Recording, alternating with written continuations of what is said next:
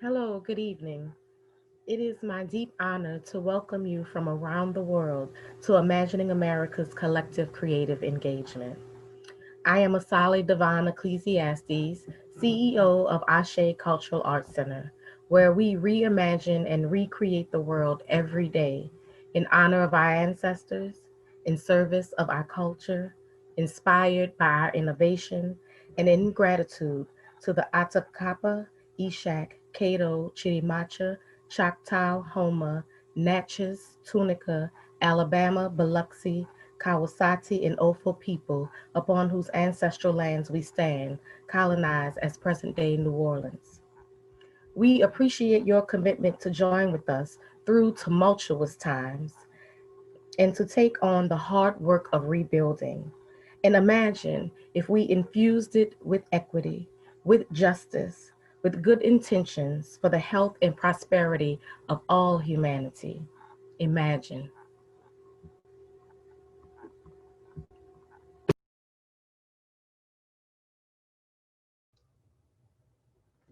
Good evening. My name is Brian Edwards. I'm the Dean of the School of Liberal Arts here at Tulane University, where I'm also a professor of English. And it is my pleasure and honor to join in welcoming and opening this event. I'm welcoming you on behalf of Tulane and also acknowledging that we are built on the traditional land of the Chitimacha, the Houma, and the Choctaw nations. I loved when I moved here to New Orleans 2.5 years ago to learn that this land, which I have always associated with a great multilingualism, is also known as Bulbanch, the land of many tongues, this confluence of peoples historically and in the present that makes this area so dynamic and seems a great location to host such an event as this one. Working with Imagining America on this collective creative engagement and planning for a national gathering next year is giving Tulane faculty, graduate students, and centers on campus, and in particular, the New Orleans Center for the Gulf South, the Center for Public Service, the Carolyn Barber Pierre Center for Intercultural Life, the Newcomb Art Museum, and the Studio in the Woods. It's giving us all a fantastic opportunity to collaborate amongst our own units. And of course, working with Imagining America is also deepening our connections with colleagues from other universities in the city and the area, including many from Xavier University, as well as the remarkable group of local artists, activists, and cultural organizations, including the Ashé Cultural Arts Center, who are participating in the monthly steering committee meetings and making all of this possible. We love collaborating and collaborating across the university and across with our partners in the city and this incredible bringing together, speaking of a land of many tongues, to come together and to having these discussions at such a crucial time in our history. Now, I need hardly say, sitting here as the summer in New Orleans turns to fall, which as someone who spent his life growing up in much colder places, I still have to have a point of orientation for seasonal change. Here, it's when pumpkins start showing up on the street corners, it seems. But during a summer that we've just finished, which was obviously like none other in recent memory, and in fact, not like none other in anyone's memory, I'm excited to help open this event and the collective conversation it promises, looking forward to a better future. So often, as you know, in this long period, in the beginning of the pandemic, for example, people were talking about a return to normal. When will we get back to normal? When can we get back to normal life? And something that the way in which this is stretched out has taught us all, of course, is that we know that the normal, or the normative, to put another word, are not spaces that we want to return to just as they were before. These are spaces, of course, that have excluded far too many over the course of our history. And that was certainly well known to many, if not all, of the people participating in the events today and throughout this symposium and in this seminar. But something about the ways in which the pandemic and the sense of temporality, how long will it last? How long would it last? How do you pace yourself for what we're going through as the spring seeded into the summer, taught us, and it's the protests that were the work of so many of the people involved here in the symposium became a yet more broadened and yet more urgent task for America and Americans. Protests, I really have found and find that protests are meant to be disruptive in the most positive sense. to disrupt the status quo, to disrupt the normal, to disrupt the normative, and to interrupt as interruptive gestures those oppressive structures that inhibit true change. This, of course, is urgent, as the summer that followed the spring has taught us. And so as we come together with Imagining America, America as always imagined, always already imagined, and always reimagining itself, gives us the opportunity for these kinds of collaborations that are really very sustaining for all of us in the academy, in the cultural institutions, and the great scholar activists and artist activists that come together here.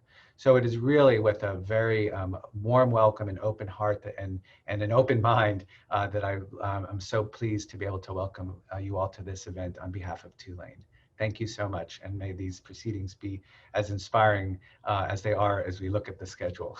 Thank you. Good afternoon and evening, friends. My name is Erica Kohl-Arenas. I'm the Faculty Director of Imagining America. I also am faculty here at University of California, Davis. And it is my honor, really my unique honor, to welcome you from the Imagining America National Consortium. No need to say, but obviously in lieu of an in-person national gathering, which we've done just about every year for 20 years, we are about to embark on a month-long engagement together in multiple forms and spaces. Our conversations, our performances, our actions lead right up to the presidential elections on November 4th, which let's hope still happen, right, friends? You know, in addition to the wisdom and the brilliance and the on-ground organizing of our National Steering Committee, national folks on the IA National Advisory Board, the IA staff, and the amazing, beautiful, rousing poetry of Sunni Patterson, thank you so much for that. We also, on our steering committee, found guidance in the words of Indian scholar Arundhati Roy, who wrote beautifully about the pandemic as a portal, really in the early weeks of the global pandemic.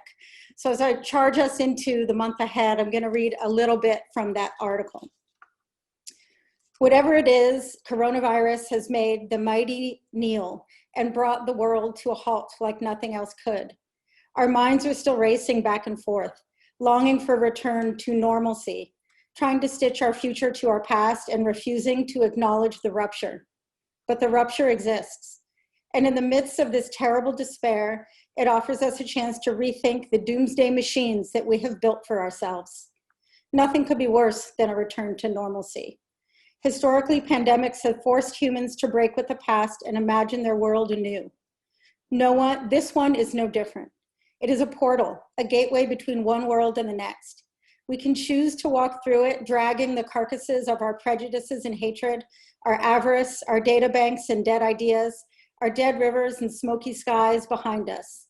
Or we can walk through lightly with little luggage, ready to imagine another world and ready to fight for it.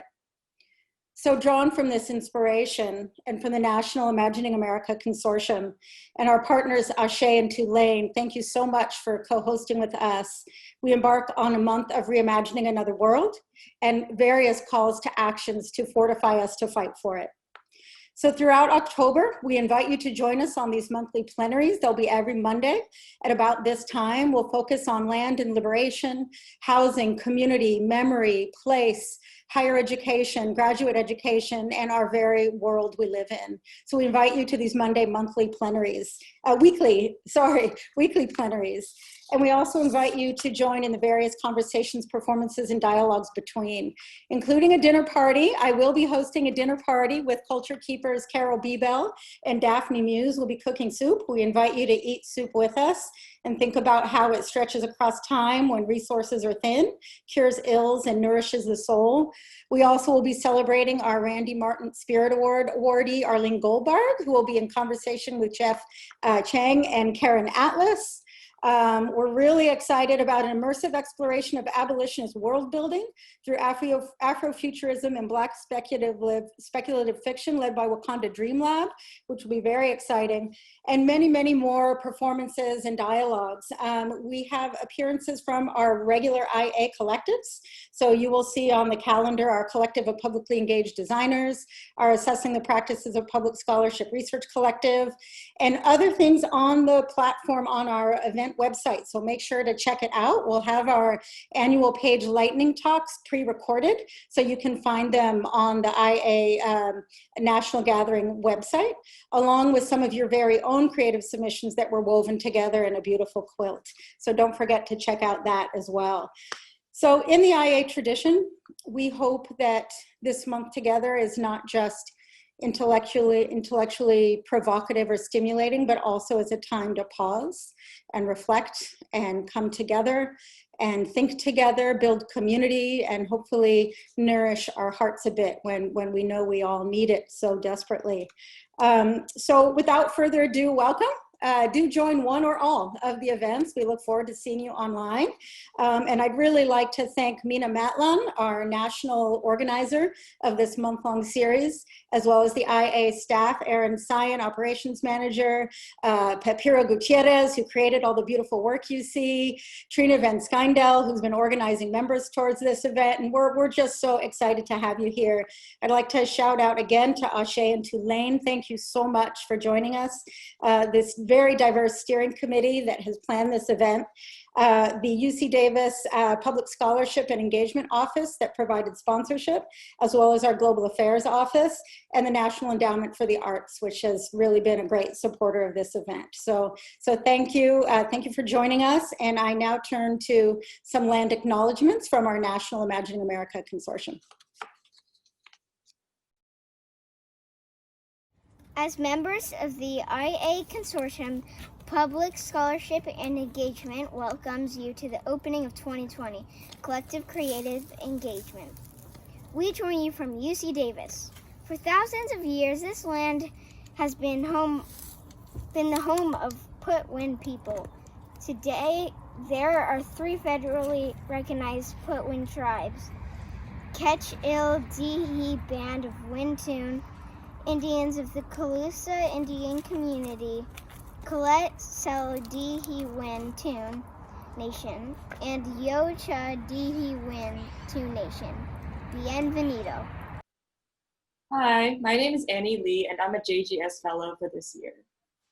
My name is Mario Becerra Lemon, and I'm a JGS Fellow from last year's cohort. And my name is Kim Loudermilk, and I'm one of the campus liaisons from Emory University. We welcome you to the opening of Imagining America's 2020 Collective Creative Engagement. We join you from Emory in Atlanta, Georgia, which occupies the traditional lands of the Muskogee Creek Nation. We are grateful for the Muskogee Creek Nation for this long stewardship of this land. Good day. As a member of the IA Consortium, we welcome you to the opening of the Imagining America's 2020 Collective Creative Engagement. We join you from Macalester College here in St. Paul, Minnesota, which is on Dakota land. We are grateful to the Sisseton and Wahpeton bands for their long stewardship of this land. Hi, I'm Robin Backen, a member of the Imagining America National Advisory Board. I'd like to welcome you to the opening of IA's 2020 Collective Creative Engagement. I join you from the University of Miami in Coral Gables, Florida, which occupies the traditional lands of the Tequesta, Miccosukee, and Seminole Nations. We're grateful for their long stewardship of this land. Stay well and be safe. As a member of the IA Consortium, I welcome you to the opening of Imagining America's 2020 Collective Creative Engagement. I join you from University of North Carolina at UNCG, which occupies the traditional homelands of both the Kiyahweh and Sara nations. We are eternally grateful to the Kiyahweh and Sara nations for their long relationship and stewardship of their land. As members of the Imagining America Consortium, we welcome you to the opening of IA's 2020 Collective Creative Engagement. We includes JGS Fellow Kiki Liu, Page Fellow David Chavanez, and me, Professor Carol Muller.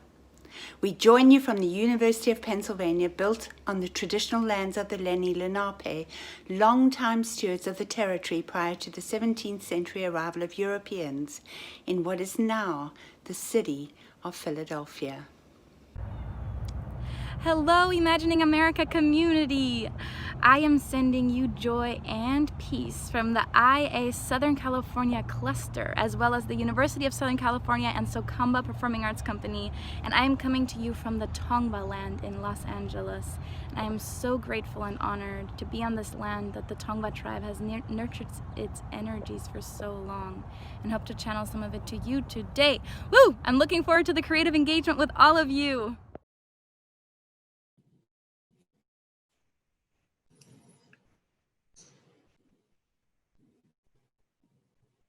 Greetings, family. My name is Frederick with Delahoussaye, and as things would have it, I just lost internet.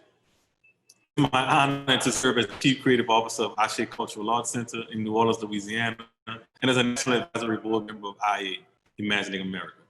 And I am delighted to welcome you once again to the 2020 Collective Creative Engagement, a virtual gathering. Our opening plenary keynote speaker this year is the incomparable founding artistic director and chief visioning partner of the dynamic performance ensemble, Urban Bushwomen, Ms. Jawole Willa Jo Zollar. Growing up in Kansas City, Missouri, Jawole earned her BA in dance from the University of Missouri at Kansas City and her MFA in dance from Florida State University. In 1980, Jawole moved to New York City to study with Diane McIntyre at Sounds in Motion. Hey, Jawole. In 1984, she founded Urban Bushwomen as a performance ensemble dedicated to exploring the use of cultural expression as a catalyst for social change. She has created over 34 works for UBW, as well as for the Alvin Ailey American Dance Theater and countless others. Her collaborations include Compagne Jean Beat from Senegal and Nora Chipamide. Her company has toured 5 continents and was selected as one of 3 US dance companies to inaugurate a cultural diplomacy program for the US Department of State in 2010. She is the founder of the UBW Summer Leadership Institute and currently holds the position of Nancy Smith Victor Professor of Dance and Robert O. Lawton Distinguished Professor at Florida State University.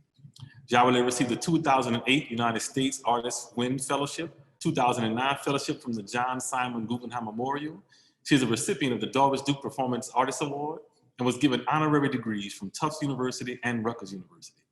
She received the Dance Magazine Award in 2015, the Dance USA Honor Award in 2016, and was also awarded in 2017 the Bessie Lifetime Achievement in Dance Award for her work in the field. It is my deep honor, privilege, and all the blessings in the world have been bestowed upon me so that I can introduce you all and give your attention to the exceptional Jawole Willa Jo Zollar.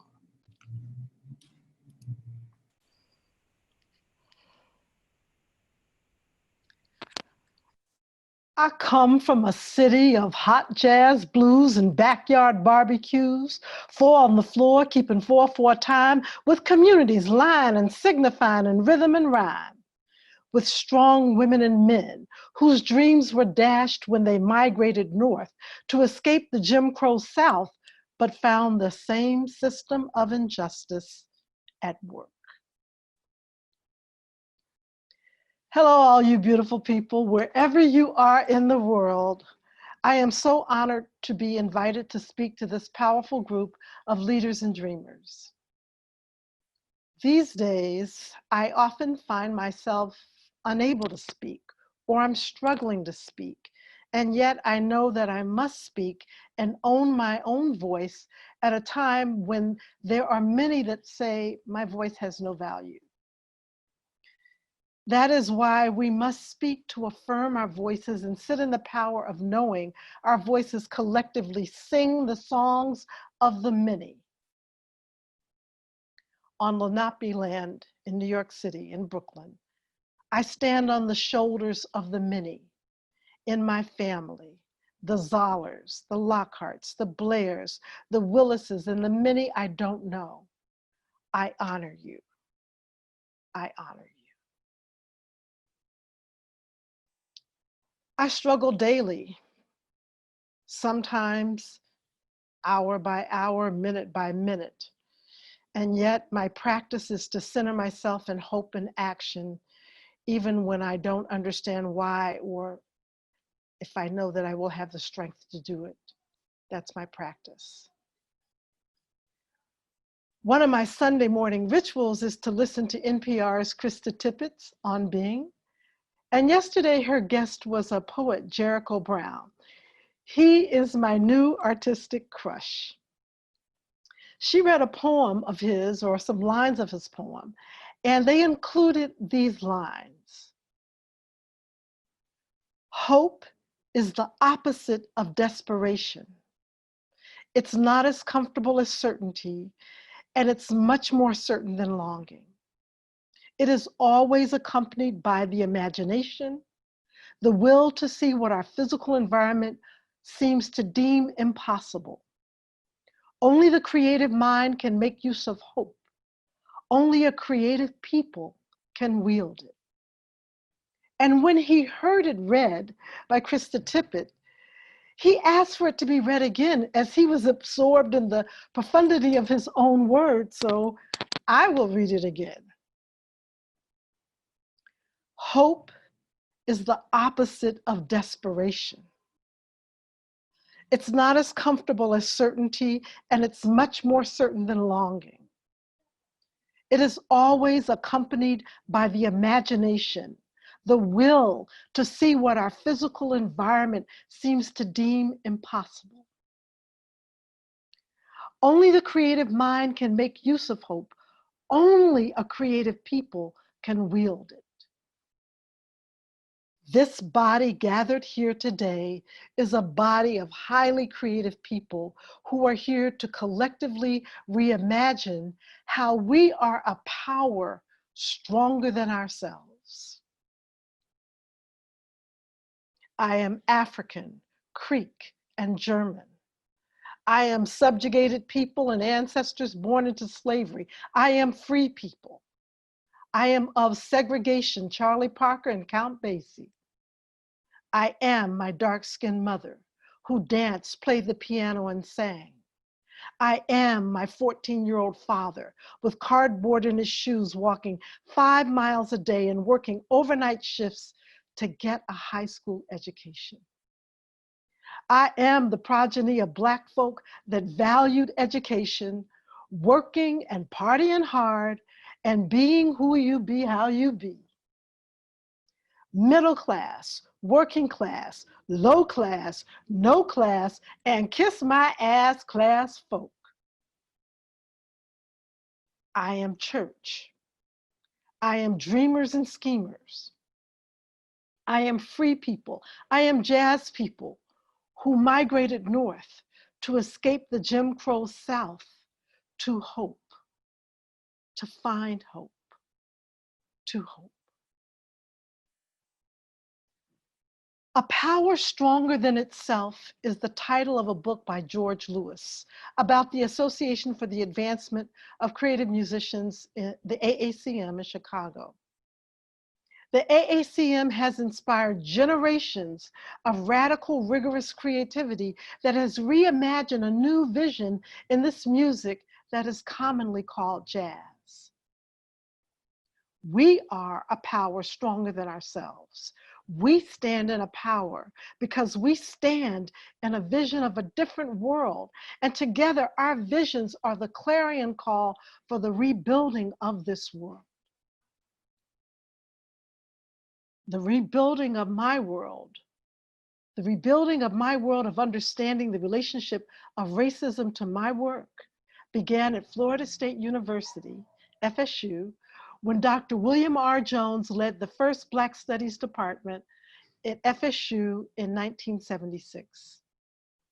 Prior to coming to FSU, he was a professor at the Yale Divinity School. Now, he subverted university policy and he let me sit in on his class without my registering for the class. His class, The Analysis of Racism.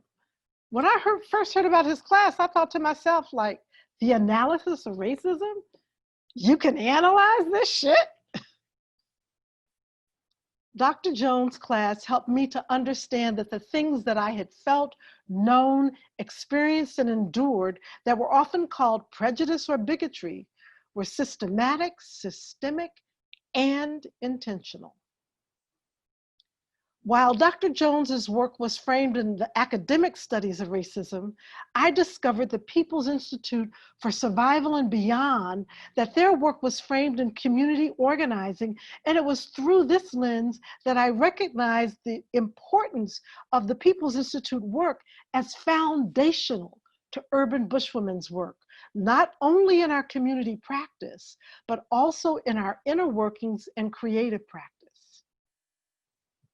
So many of y'all know that New Orleans has played a huge part in the history of my life and in the history of urban bushwomen.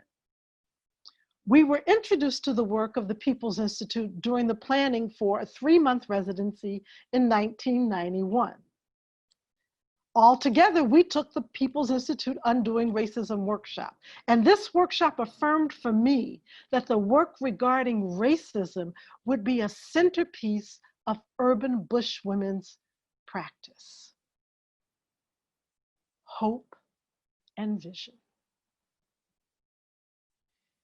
In 2006, at the Black Arts Festival in Atlanta, Urban Bushwomen performed its work on homelessness and displacement, Shelter. After the performance of Shelter, a beautiful, humble man with a powerful aura and quiet presence waited in the background while I finished speaking with the audience, and then he came up and introduced himself as Reverend C.T. Vivian. I was pretty speechless and in awe. I certainly knew of his stature in the civil rights movement and of his close relationship to Dr. Martin Luther King. He is, was, will always be a legend. He is, was, will always be a visionary. I was stunned when he asked me the following question. I spent my life looking at how to develop leadership. I have lately been looking at how do you teach people to have vision? In Shelter, I saw vision on that stage. How did you do it? If I was stunned before, I was almost paralyzed at his statement and question, and I stuttered and stammered awkwardly before I could regain my composure. We exchanged phone numbers and had several more conversations. We talked about not necessarily teaching people to have vision, but creating the conditions for vision to emerge. I talked to Dr. Kimberly Richards, who was a core People's Institute trainer and is now the interim executive director there. And I gained more information about how Reverend C.T. Vivian was central to the founding of the People's Institute. The vision of People's Institute was formed in Reverend Vivian's living room, and there were many conversations between him and the co-founders of People's Institute, Ron Chisholm and the late Dr. Jim Dunn. Connectivity. So perhaps the question is, how do we create the conditions for vision to emerge? The vision of a life-affirming, anti-racist, anti-patriarchal, immigrant, disabled, gender non-binary, inclusive, artist-centered vision. I have been revisiting this idea of a theory of change. Remember when all the funders were asking us this question and I wasn't sure how to articulate in grantees this language about a theory of change.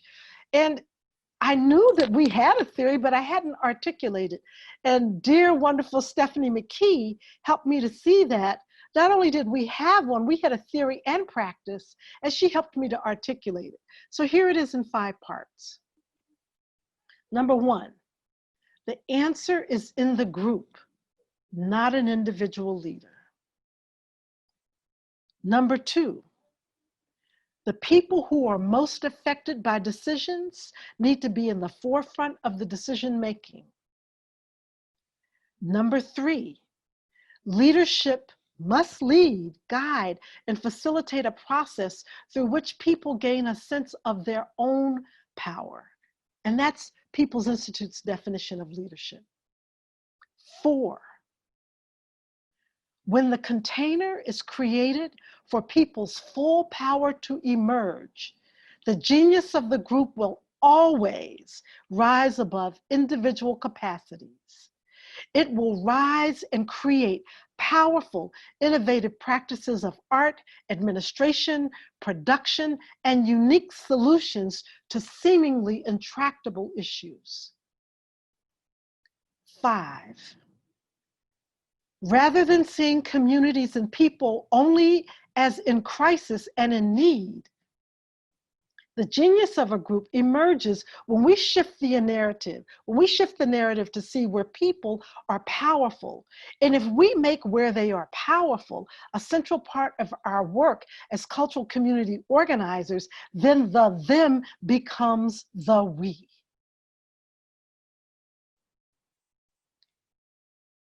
Our work, institutions and organizations are called to bring forth new visions of operating, not just hasty statements on websites about Black Lives Matter, but new visions of operating.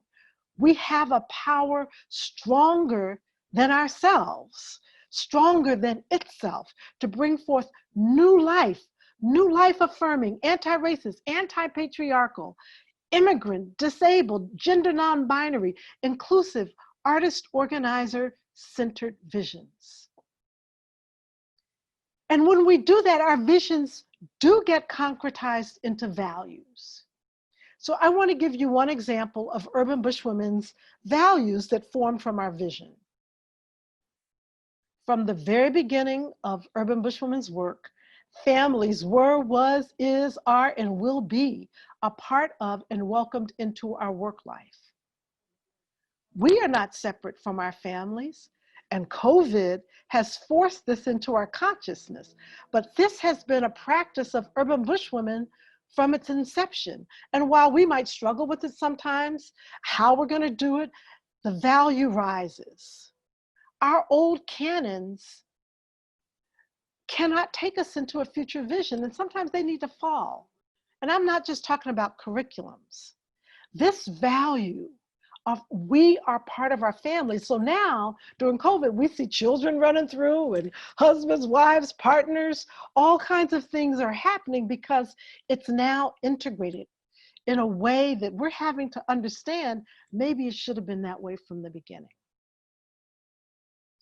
Old canons sometimes have to fall.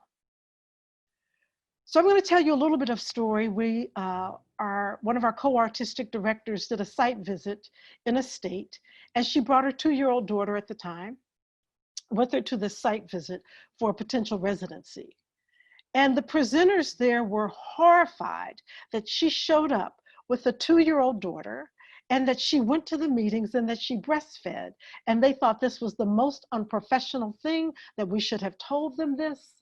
And I'm thinking, like, because this is so normal to us, I forget that this old way, this other way of this idea that your families are not part of your life, sometimes old canons have to fall.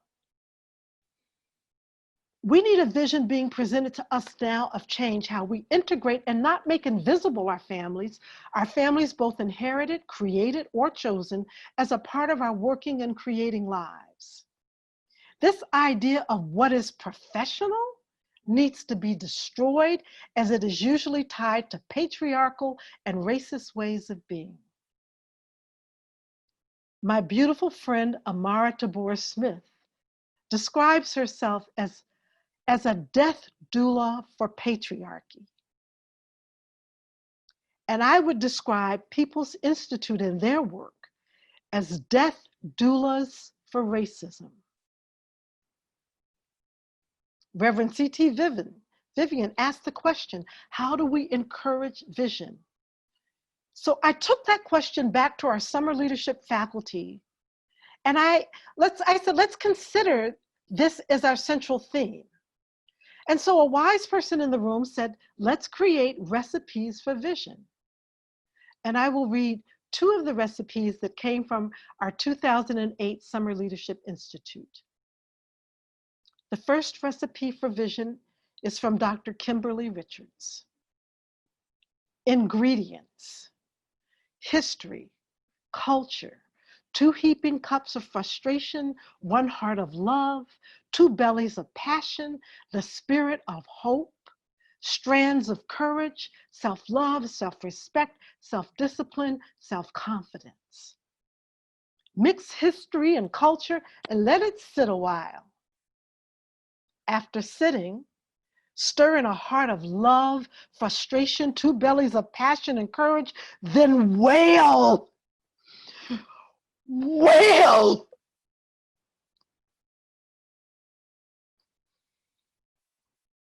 Place it in the cauldron of community. Sprinkle generously with seeds of hope. Pour on self-respect, self-love, discipline, and confidence. Let it bake in the sun for clarity and long life. The second recipe for vision by Paloma McGregor. First, you better find a pot that can take direct and high heat without burning. A pot that won't get rusty if submerged for long periods of time in depths of thinking, knowing, understanding, struggling, and hoping. A pot that won't crack even when you are frozen with fear, anger, or frustration. A pot whose lid has a vent to let off steam while keeping all that juicy goodness cooking inside. Make sure the pot is seasoned with inquiry, hope, courage, resilience, and love. And most of all, make sure the pot is deep enough to hold a collection of histories and porous enough to set our dreams free. My definition of vision is the ability to think, imagine, and act past one's own personal circumstance to work to uncover a larger truth.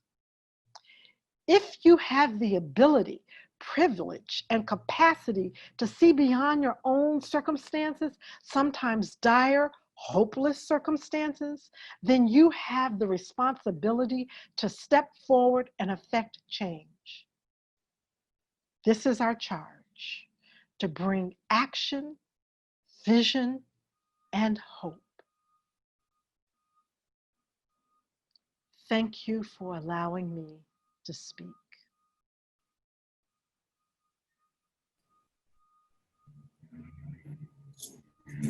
Oh, give thanks.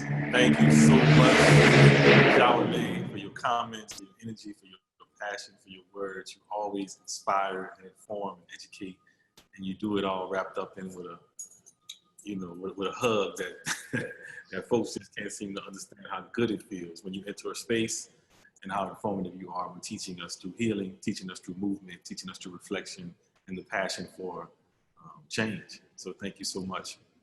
When speaking of that passion, the call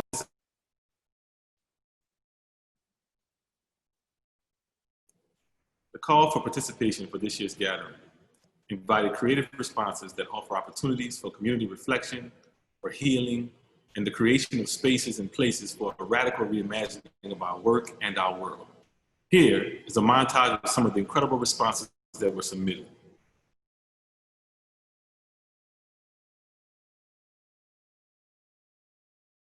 I think that it's really important that people from different backgrounds could come together and share their stories and build collective history together.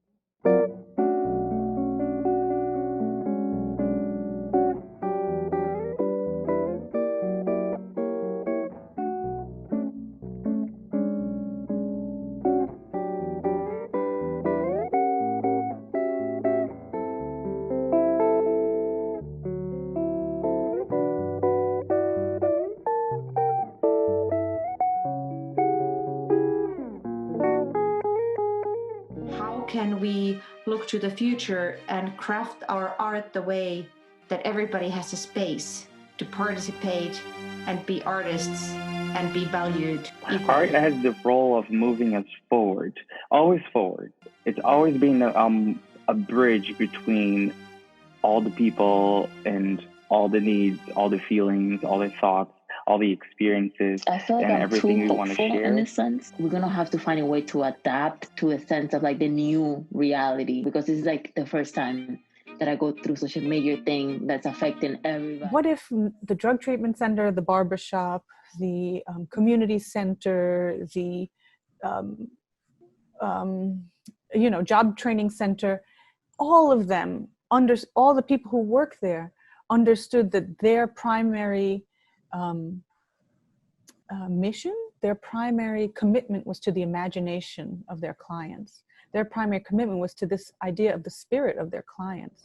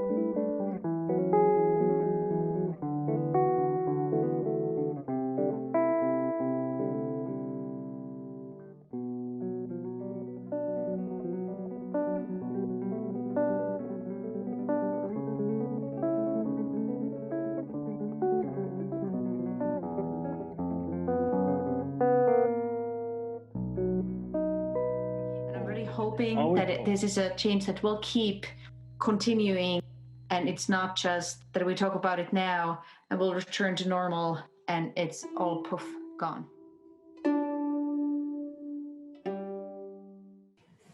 Please, if you have some time this month, take a moment to visit iagathering.org to view all of the phenomenal creative responses that were submitted by artists, scholars, designers, organizers, advocates, activists, humanists across the globe.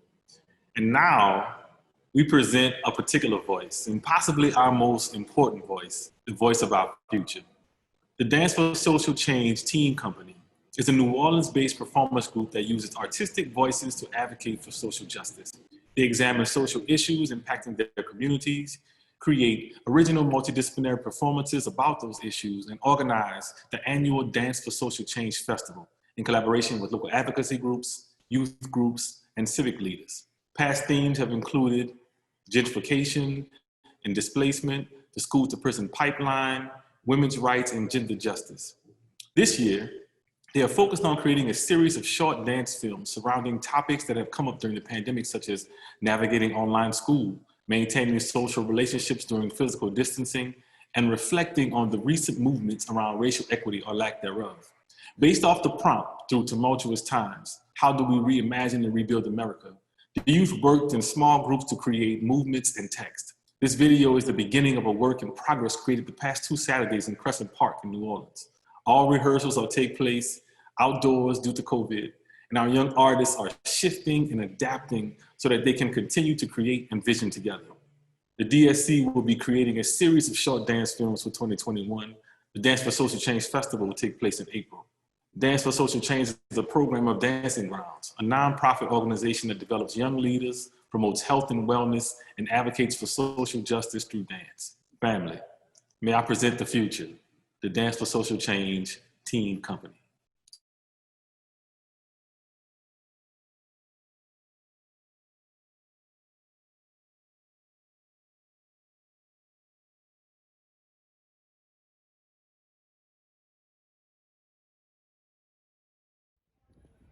I feel right now that the weight of the world is on the backs of marginalized groups.